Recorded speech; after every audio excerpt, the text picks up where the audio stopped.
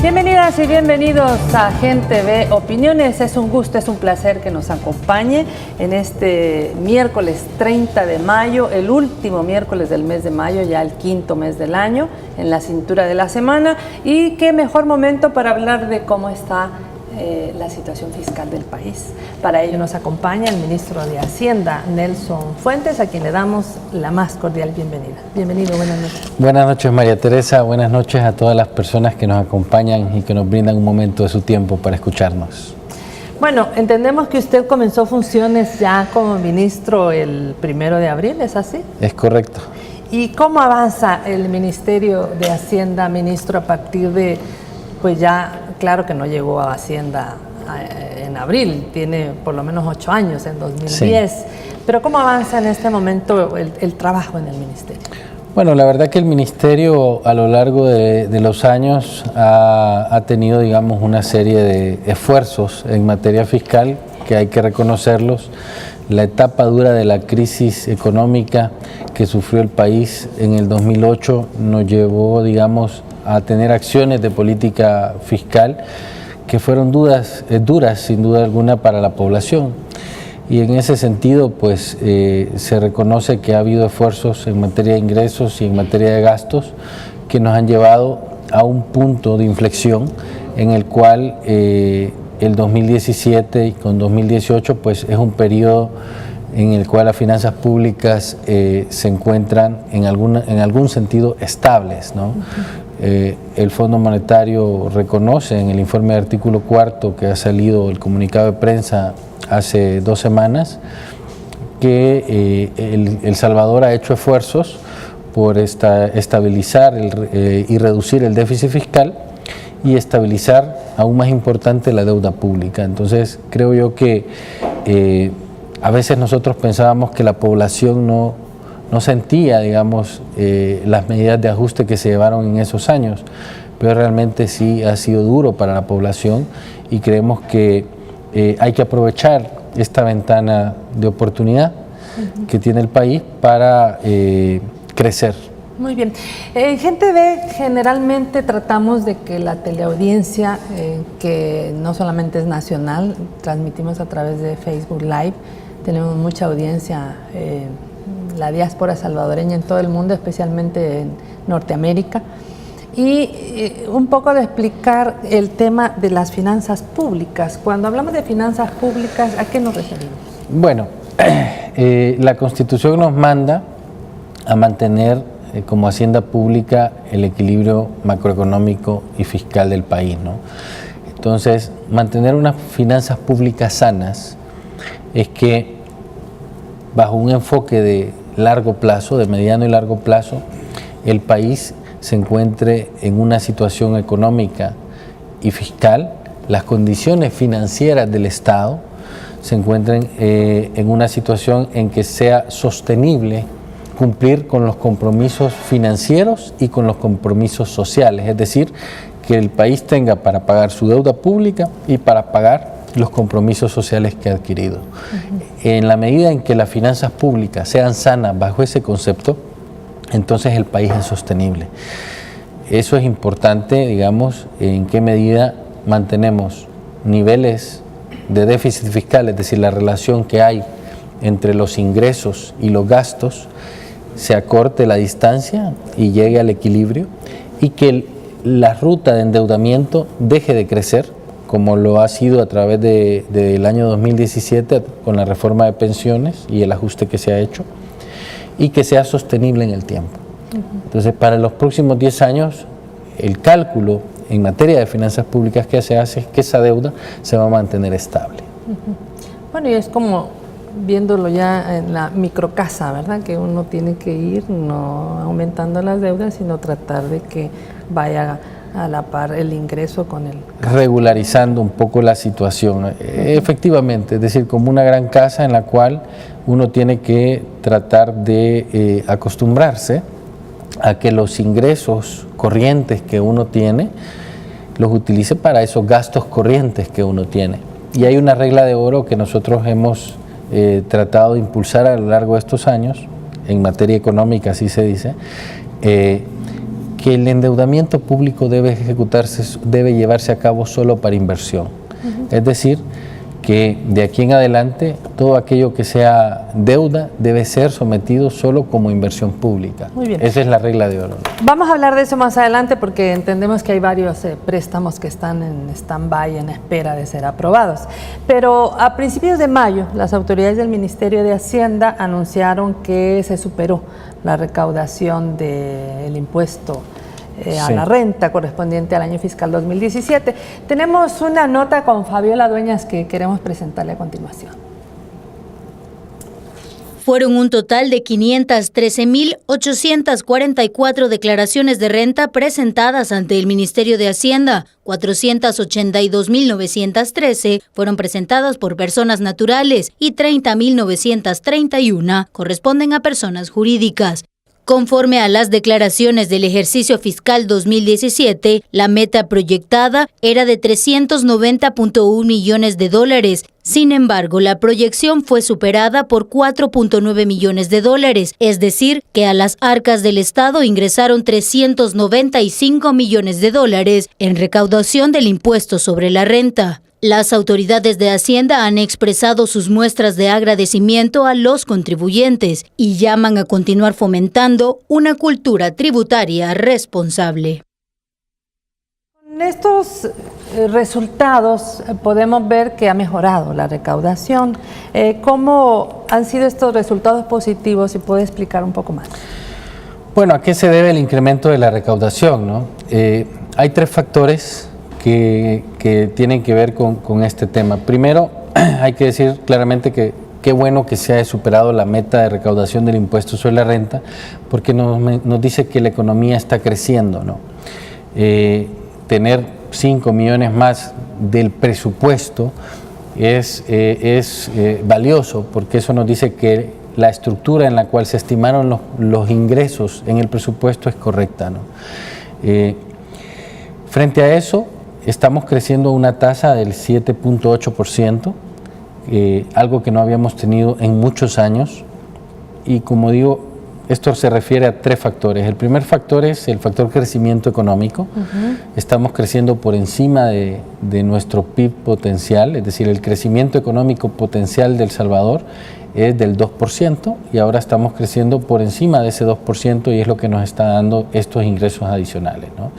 El segundo factor es el tema de los programas de fiscalización que se hacen a través del Ministerio de Hacienda y la Dirección General de Cobranzas, en los cuales pues hemos desarrollado un impulso más fuerte, digamos, para que los contribuyentes se acerquen a pagar sus impuestos correspondientes. Y facilitar también el trámite. Y el tercero es el decreto de amnistía fiscal, que lo que busca es aquellas personas que tenían algún nivel de irregularidad con el fisco, se acerquen a arreglar el estado tributario y pues que solventen su situación de tal manera que esto dinamice no solo un efecto de darle solvencia a los contribuyentes, sino que genere crecimiento económico para el país, porque hay más oportunidades de que las empresas puedan tramitar negocios, tramitar con el Estado, recibir créditos, y se les abren otras puertas que no son de materia fiscal, sino de materia económica. Esos tres factores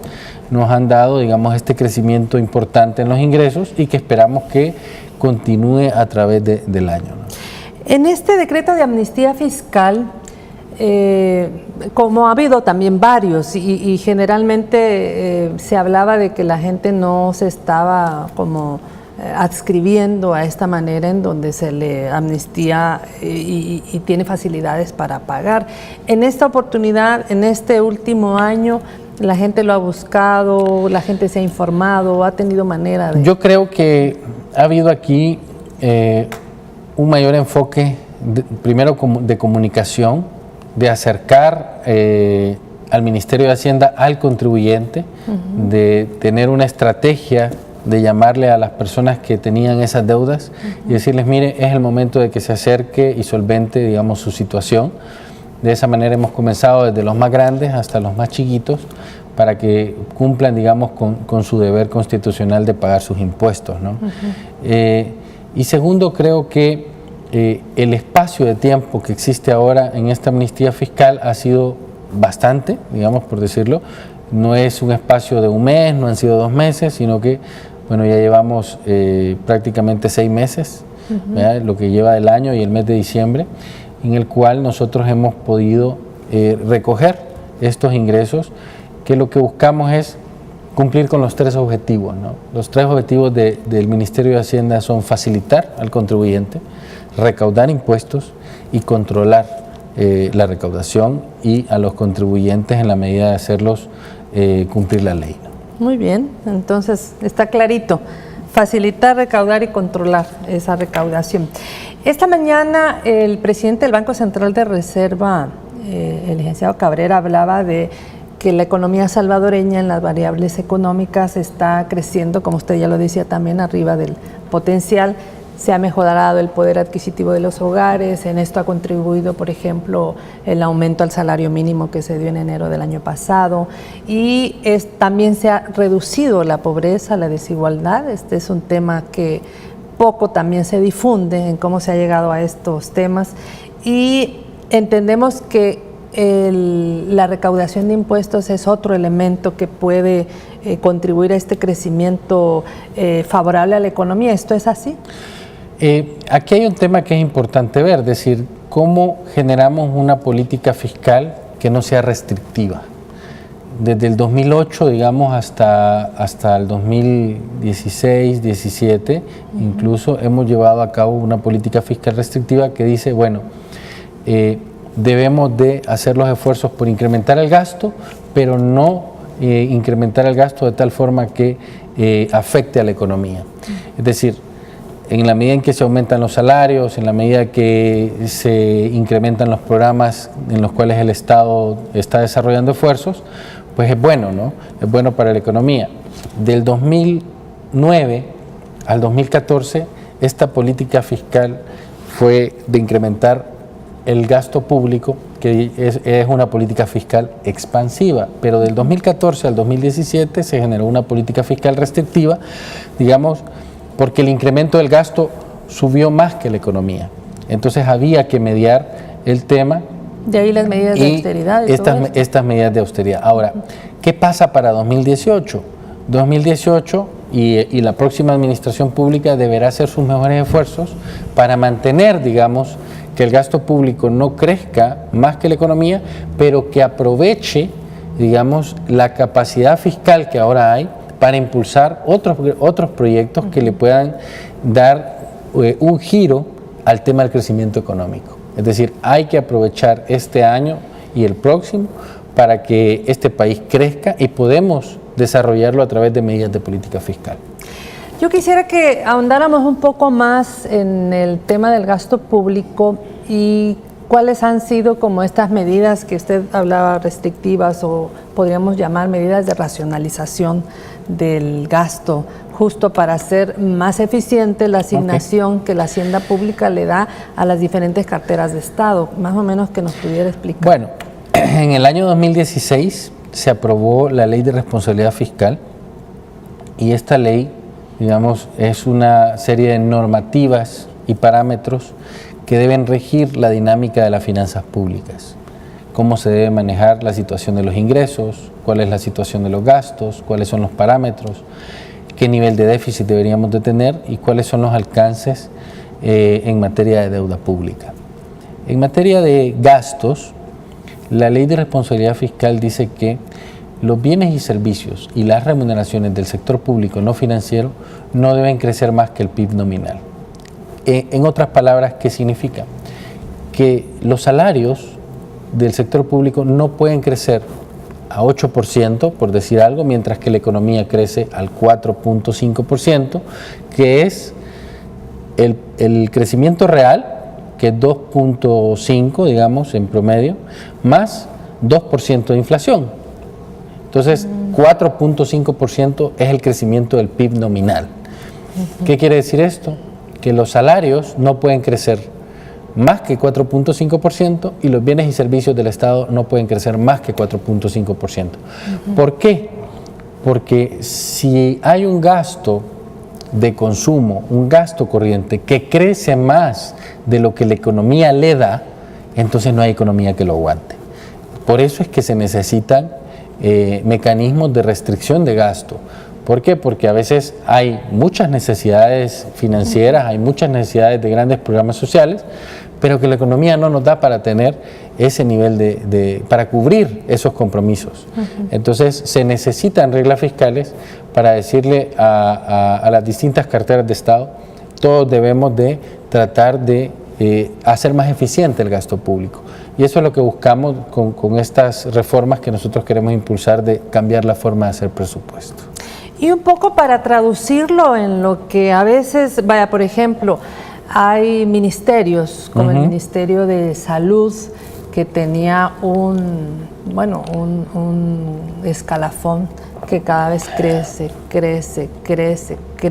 y además ese crecimiento es el que menos gana, menos le crece, y el que más gana, más le crece. Entonces, sí, hay un tema de ley que también dice lo que usted está explicando. Bueno, haciendo la relación con la misma ley de responsabilidad fiscal, cuando se creó el escalafón, me parece que antes del año 2000, sí, antes cuando teníamos el Colón, nosotros teníamos una inflación y un crecimiento por encima del 10%. ¿Por qué? Porque, digamos, teníamos inflaciones del 7, 8% y la economía crecía 2, 3%. Entonces, hacíamos un PIB nominal de 10. Cuando teníamos un escalafón que era del 8%, entonces las condiciones económicas eran suficientes para sufragar el incremento del gasto. Es decir, mientras teníamos una economía que crecía al 10, había un gasto de salarios que crecía al 8. Eso lo aguantaba la población, lo aguantaba el presupuesto, lo aguantaba la economía. ¿Qué pasa? Después de la dolarización, nosotros tuvimos, digamos, una economía de un dígito, es decir, que no crecía a más de 10%, sino que crecía, digamos, entre el 2 y el 5%. Creo que el más alto fue a mediados de los 90, que andaba como por un 4%. Creo yo que hay que reformar este tipo de leyes de tal manera que coincida con el crecimiento de la economía. No sé si es necesario establecer un porcentaje en particular, sino claramente decir, bueno, esto debe crecer con la economía. Claro. De tal forma que todos nos acuerpemos bajo un mismo régimen. A mí me preocupa, digamos, mucho que hay carteras de Estado, trabajo, agricultura, que tienen muchos años de que no ha tenido, digamos, este tipo de facilidades, y que existan otras carteras de Estado que sí la han tenido. Entonces hay una desigualdad al interior del sector público, ¿no? Entonces, porque unos sí y otros no, ¿no? Correcto. Entonces, ¿cómo regularizar este aspecto? Requiere de mucho trabajo, mucho diálogo, en el cual tanto el sector público, los empleados, como el patrono, tenemos que ponernos de acuerdo de cómo alcanzar algo que sea, digamos, equitativo para todos. Y eso requiere realmente un esfuerzo de diálogo importante. Bueno, ya que veo que usted es bien didáctico, yo lo voy a aprovechar, ministro. Y yo quisiera que recordáramos un poco el tema de la economía en el año 2008. Cómo el primer gobierno del cambio, del FMLN, cuando asume Mauricio Funes la presidencia, se hablaba de que estábamos más bien a un decrecimiento, -2, y ahora estamos en 2.5. Pero en términos así de elocuentes, pero también de sencillos, yo quisiera que explicara eso. Bueno, realmente lo que vimos en el año 2008 fue que, como tú dices, la tasa de crecimiento de la economía fue negativa. El ciclo económico en El Salvador tiene periodos de auge, que es, digamos, una curva arriba, y periodos de recesión, que es una curva abajo, ¿no? Entonces, claramente la crisis económica internacional nos llevó a muchos países a ese periodo de recesión en el cual la economía entró no a desacelerarse, sino a tener un crecimiento negativo. Entonces eso implicó menores ingresos, eso implicó pérdidas en los sectores económicos, y afectó, digamos, al sector financiero y a muchos otros sectores más. Sobre todo desde Estados Unidos, ¿no? Sí, y que eso, pues, claramente El Salvador, por ser una economía dolarizada, afectó mucho más rápido que a otros países, y El Salvador tiene una particularidad: al no tener política monetaria fue más difícil para El Salvador salir de esa crisis, porque el resto de países de Centroamérica lograron, digamos, a través de otras medidas inflacionarias, otras medidas de devaluación de la moneda, pues encontrar fórmulas que disminuyeran el impacto negativo de esa crisis económica. Entonces, esa tasa de crecimiento negativa lo que dio fue claramente una pérdida en los niveles de empleo, una pérdida en la capacidad adquisitiva de las personas, una pérdida económica global a nivel de país. En Estados Unidos mucha gente perdió sus casas, claro, ya no lo pudo pagar, tuvo que vender. Temas hipotecarios, ¿verdad? Que personas dejaron de pagar sus créditos. Entonces todo esto afectó. Y salir de ese menos 2% a este 2.5, 2.3 que tenemos ahora, pues sin duda alguna ha sido un esfuerzo muy fuerte y debe ser mucho más reconocido, porque lo he dicho, es decir, a El Salvador le costó mucho más que al resto de países, porque solo tiene una forma de hacer política, y esa forma de hacer política es la política fiscal. Y técnicamente es la forma más lenta para salir de los procesos de crisis económica.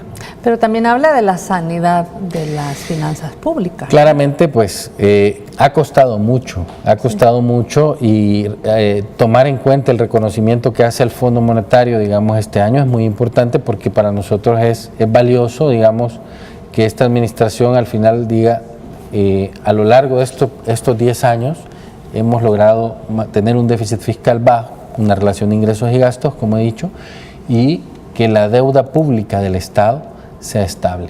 Es decir, ¿por qué? Porque del 2006 al 2017, a través del fideicomiso de obligaciones previsionales, la deuda pública tenía una tendencia en la cual creció 15 puntos de forma muy acelerada. Entonces, mientras que la deuda sin pensiones se mantenía en promedio más o menos en el 46-47%. ¿Qué crecía? Esa deuda de pensiones. En el momento en que se hace la reforma para darle sostenibilidad al sistema de pensiones, también se le da sostenibilidad a las finanzas públicas. ¿Por qué? Porque esa curva ascendente que tenía, digamos, la deuda, se estabiliza y se vuelve una línea recta para los próximos 10 años. Importante eso que se logró además hace poco. Sí. Bueno, tengo que ir a la primera pausa. Al volver vamos a estar hablando también en materia de inversión pública, cuál ha sido para este año dicha inversión y en qué montos se está manejando esta inversión. Ya regresamos, no nos cambien.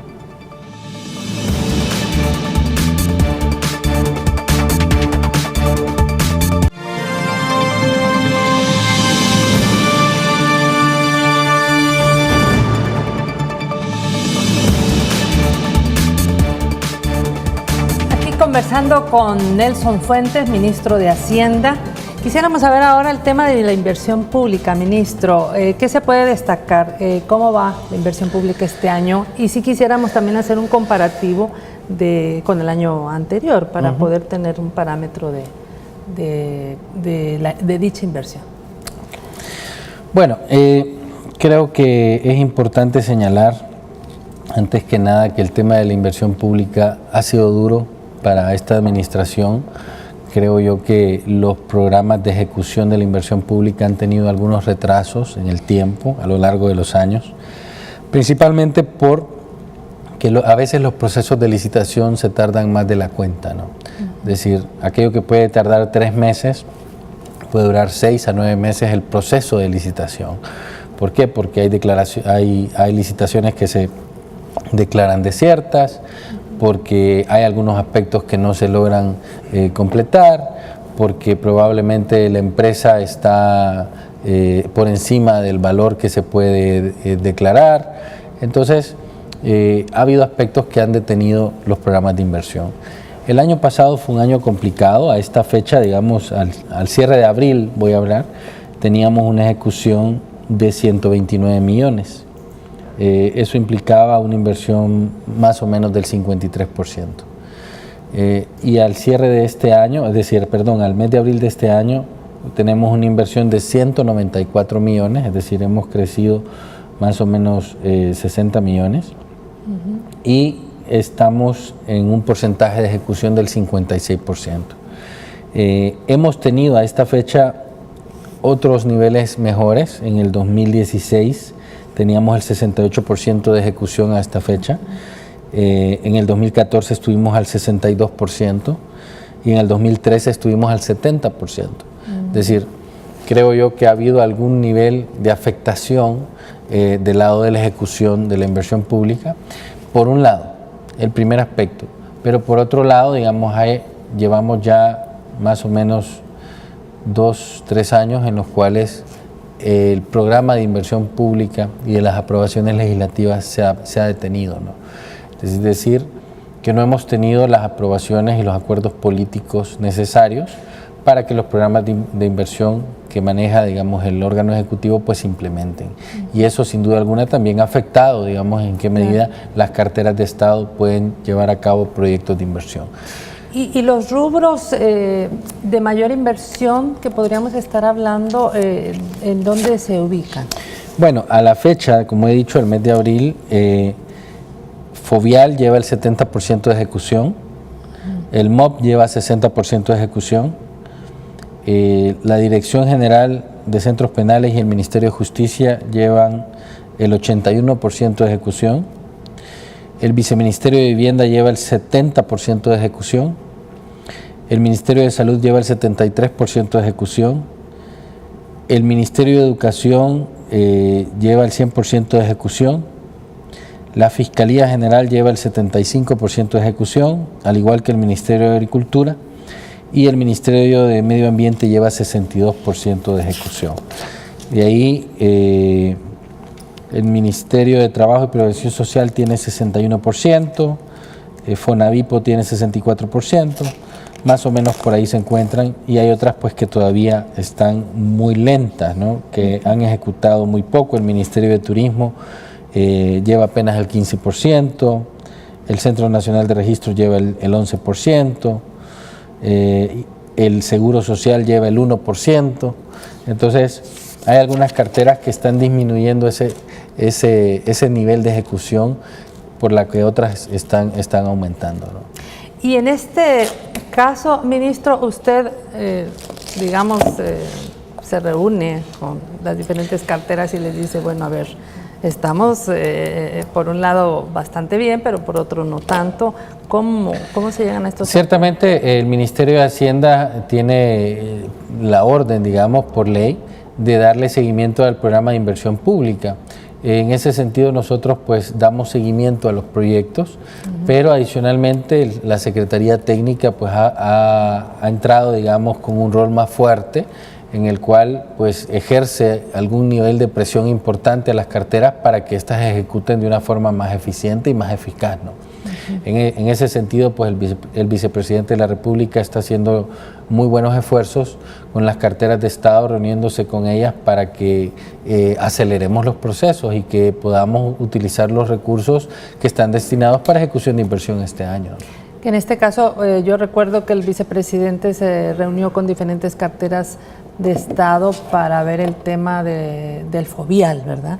Y como que cada una tiene que hacer algo en eso. Sí, yo creo que todas las carteras debemos de hacer los esfuerzos de cumplir el presupuesto que tenemos, ¿no? Es decir, el Ministerio de Hacienda tiene un presupuesto de 2 millones que lo repartimos entre mejorar el POI, recuperar la torre perdida, encontrar otro edificio para pasar, digamos, al personal y quitar, digamos, el hacinamiento que en alguna medida también nosotros tenemos por haber perdido una torre, ¿no? Entonces, ¿es cierto? ¿Con el incendio fue esto? Sí, con el incendio. Entonces, todos debemos de hacer nuestros mejores esfuerzos.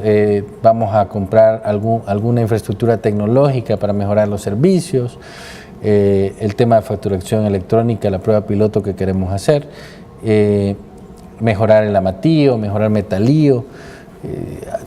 Nuestra labor en Hacienda también debemos de jugar un rol, y es ejecutar nuestra inversión. así también todas las carteras deben hacer su esfuerzo. Ministro, ¿y cómo avanza el gasto social? Siempre se ha dicho durante estos últimos 2 gobiernos que se ha priorizado en el gasto social, que son los gobiernos que más le han apostado a dichos programas, que ha sido una prioridad desde Mauricio Funes y ahora con Salvador Sánchez Serén.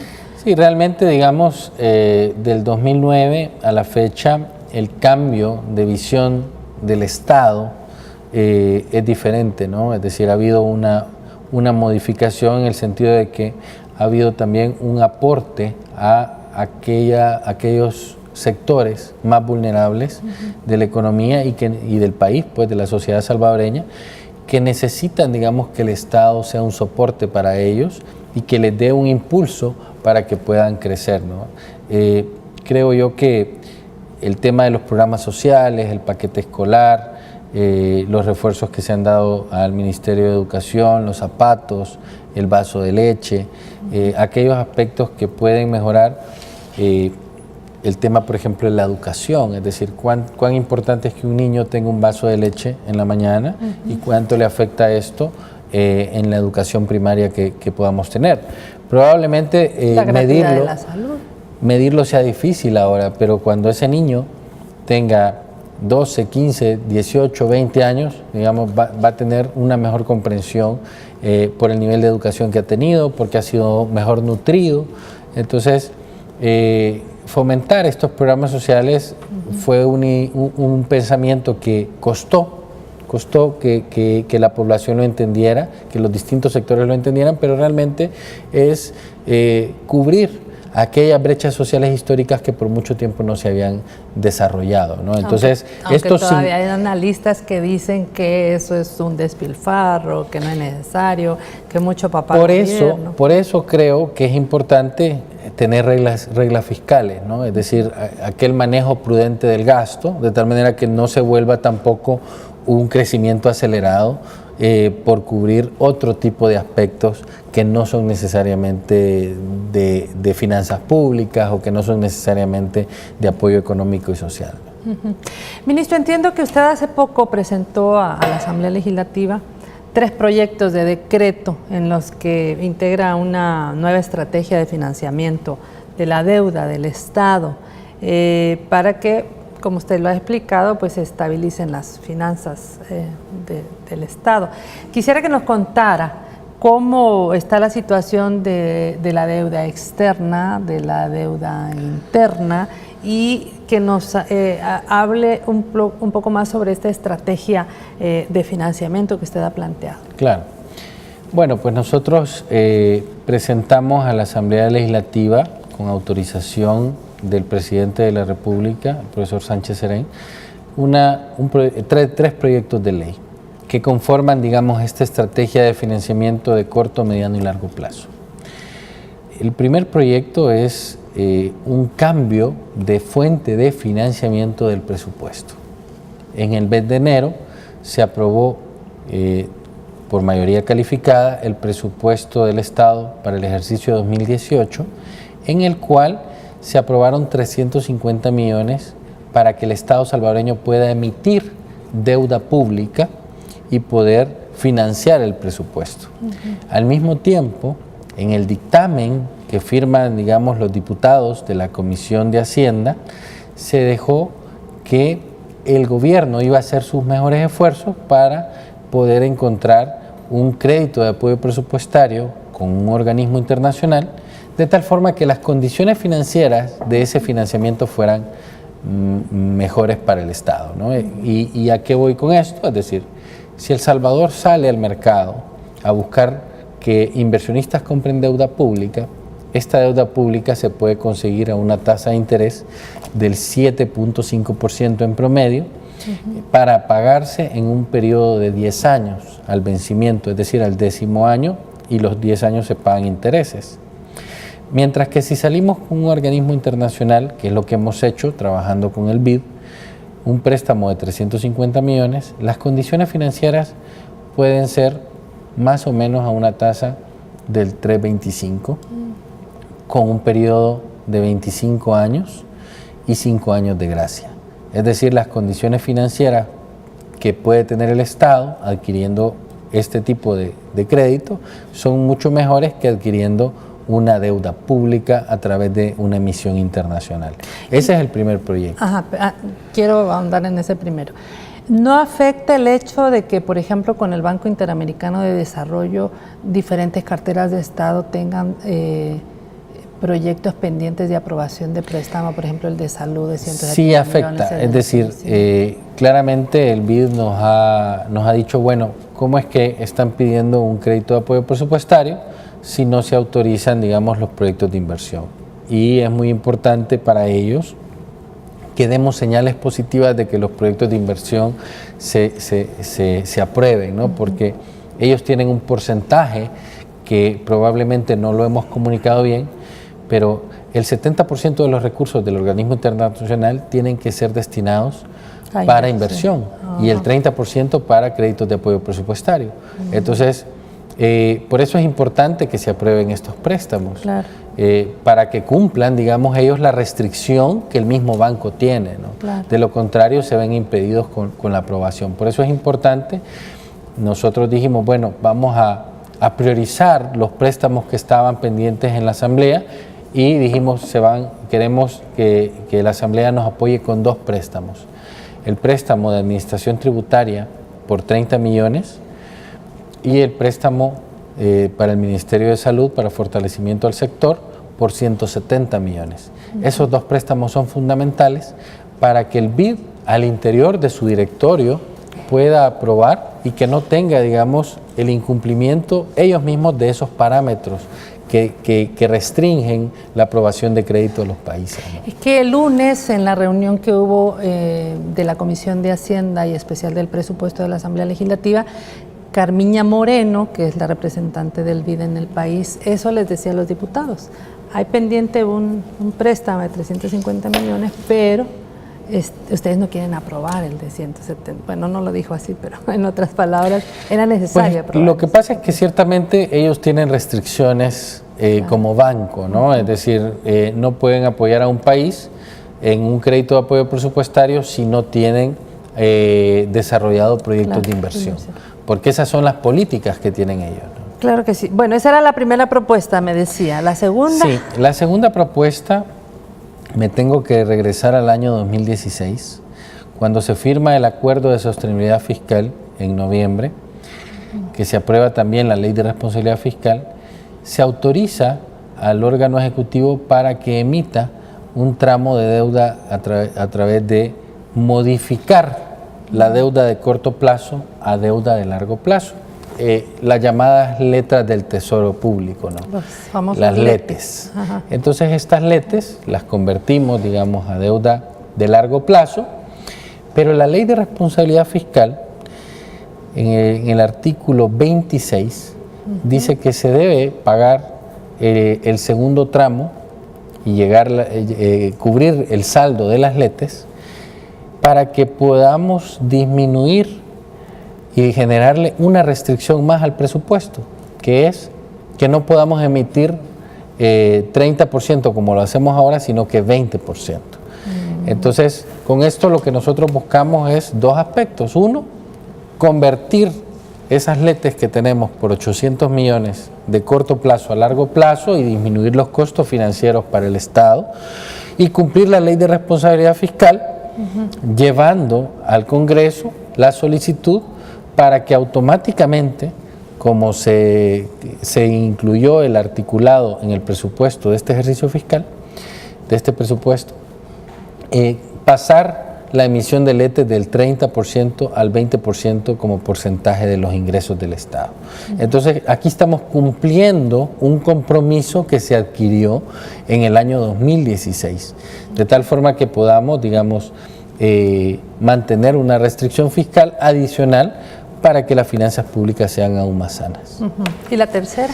Y la tercera, que es, digamos, una reconversión de deuda pública, tener una autorización legislativa por 2.457 millones, en los cuales 2.006 millones son deuda externa, compromisos de deuda externa para los próximos 6 años y compromisos de deuda interna.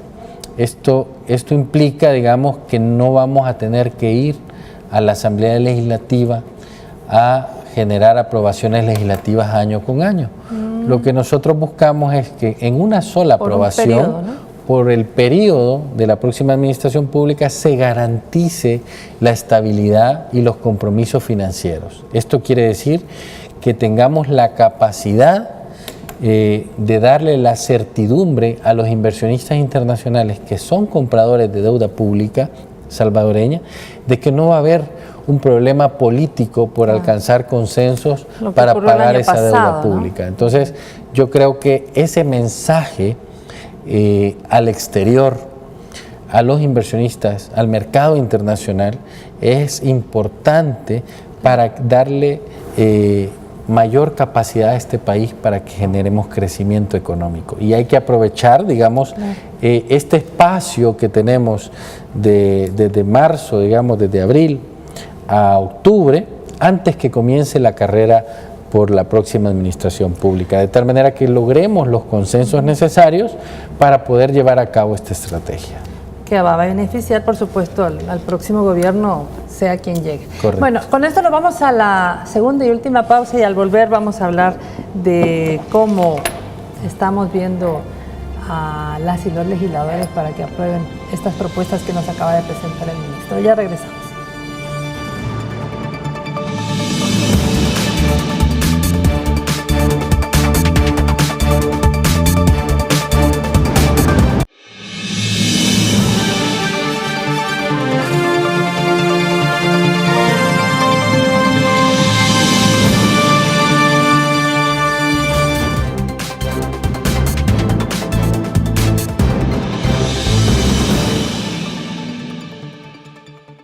Esta sección es presentada por Academia Europea, número 1 en idiomas.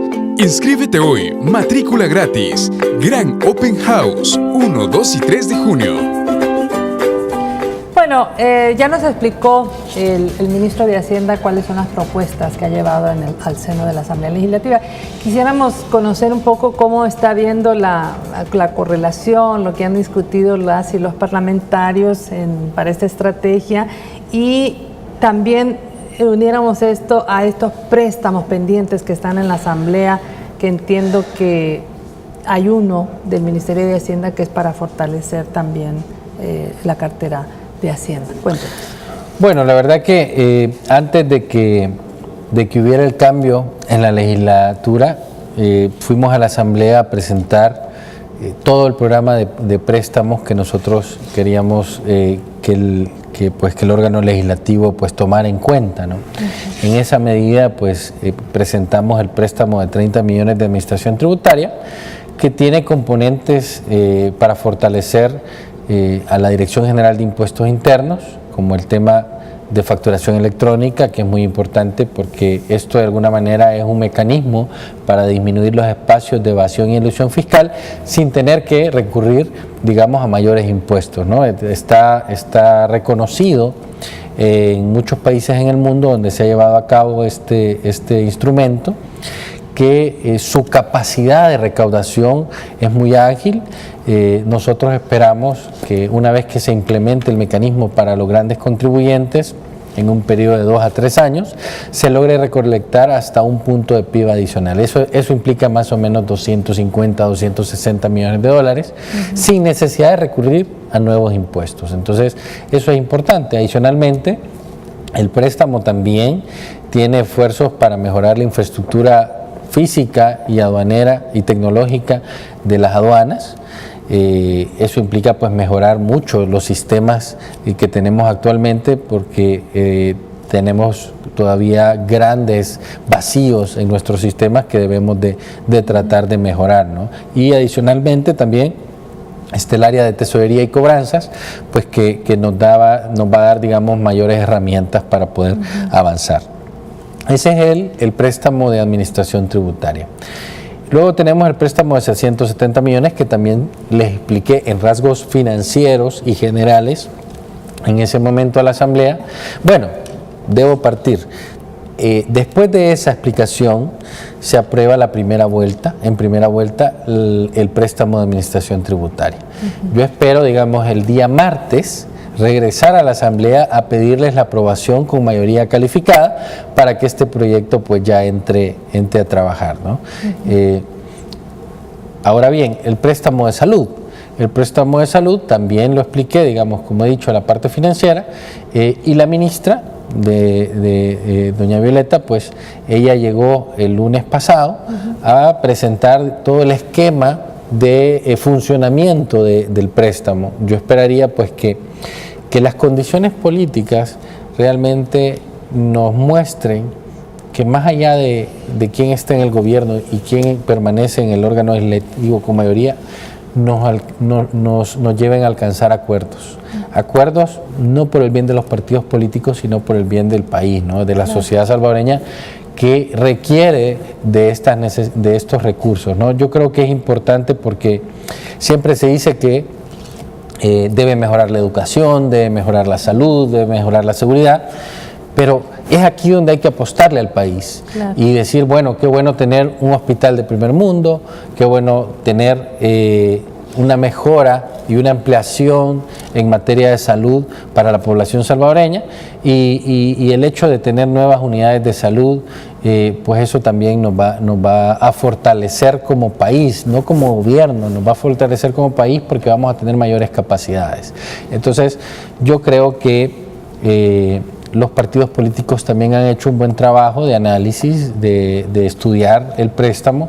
Qué bueno que se haga, porque eso nos dice que se discute, que se haga con transparencia y que en esa medida pues podemos alcanzar estos acuerdos de forma muy positiva. Yo realmente estoy esperando pues que el día de mañana, si se diera la posibilidad para alcanzar este acuerdo por el préstamo de salud, sería una señal importante para el país, para la sociedad salvadoreña y una señal muy importante para que el BID también nos apruebe los 350 millones. Claro, se saltaría este valladar que, como usted explicaba, tiene que ver 70% para inversión y el 30%. Y se elimina la parálisis política, es decir, por muchos años las calificadoras de riesgo y el mismo Fondo Monetario lo tildaron de esa forma. Es decir, El Salvador tiene una parálisis política que impide que pueda crecer. Entonces, con esto la señal es muy importante para el país, para todos los inversionistas que están poniendo los ojos y todos los organismos internacionales que ponen al Salvador dentro de sus puntos importantes, ¿no? ¿Por qué? Porque le están dando señales claras de que hay un cambio de visión y que realmente es posible alcanzar estos espacios, ¿no? Además, como lo decían el lunes en la Asamblea Legislativa, la importancia de que viene un nuevo gobierno, no lo van a dejar sin nada. Cuando llegó el gobierno de Mauricio Funes, había por lo menos 100 millones para ejecutar de proyectos también de diferentes bancos. Sí, el hecho es que los proyectos se terminan, es decir, la pregunta para la próxima administración es cuándo va a comenzar a pensar en su inversión pública. Entonces, bueno, este día yo me reuní con la jefe, la nueva gerente del BID, y ella pues me planteaba que es necesario que vayamos pensando en cuáles son aquellos proyectos de inversión que le podemos dejar señales a la próxima administración pública que deben ser enfocados bajo una estrategia de mediano plazo, es decir, cuáles son aquellos grandes proyectos que van a quedar pendientes y que es necesario, digamos, que esa administración logre, digamos, tomarlos en cuenta, de tal manera que no comience de cero. Y por eso es importante el mensaje, ¿no? Mi mensaje es, comiencen a crecer ya, comiencen a invertir públicos y privados ya y no esperen a ver quién gana la próxima administración pública. Comencemos a crecer ya porque dentro de un año el crecimiento se va a tardar un año más y entonces las necesidades financieras del Estado van a requerir otro tipo de medidas y nadie quiere tener otros 10 años de ajuste. No, comencemos a pensar con esa visión de que no debe haber un tema político de por medio. Debemos crecer porque así debe ser, porque debemos de mejorar al país, no importa la administración pública que esté. Claro. Rápidamente, ministro, yo sé que es una grosería prácticamente 2 minutos preguntarle sobre la evasión y la elusión fiscal del país. Sin embargo, sí quisiera que nos dijera rápidamente cuál es la situación. Bueno, nosotros tenemos la obligación por ley, en el marco fiscal de mediano y largo plazo, que cada septiembre adjunto al presupuesto se presenta este documento, que tiene un capítulo de evasión y elusión fiscal. No lo hemos actualizado a los nuevos indicadores económicos, pero sí se reconoce que ha habido una disminución de la evasión y elusión fiscal de IVA desde el 43% allá por el 2008 al 30% en el año 2016.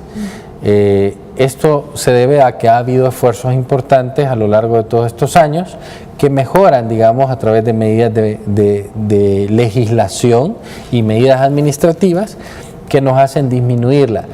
Nunca nadie debe estar contento con un porcentaje de evasión y elusión fiscal. Siempre hay que hacer los mayores esfuerzos para disminuirla.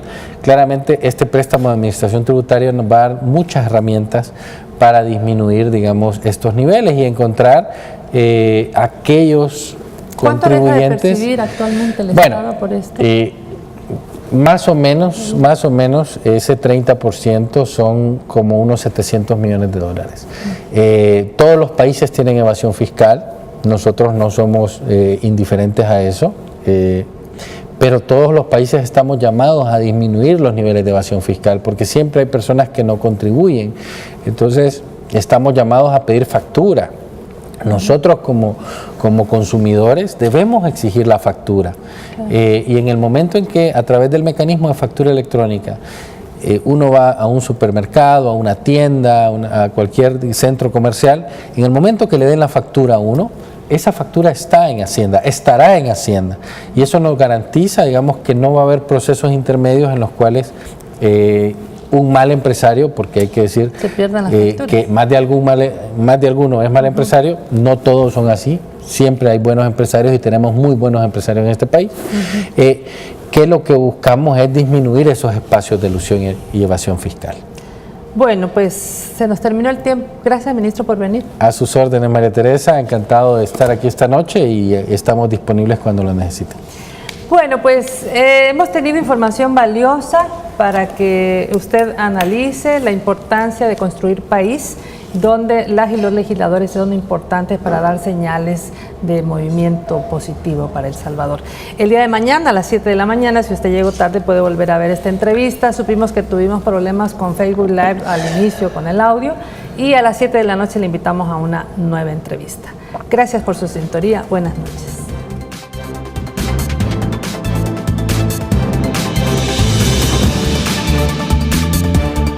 Idiomas.